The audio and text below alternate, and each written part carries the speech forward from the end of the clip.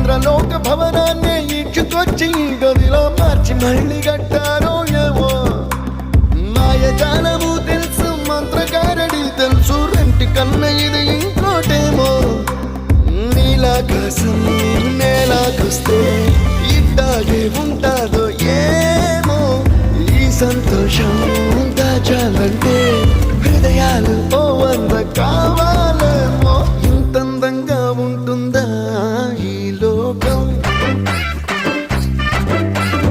ఇన్నాళ్ళు ఈ మనసుకి తెలియాలేదే పాపం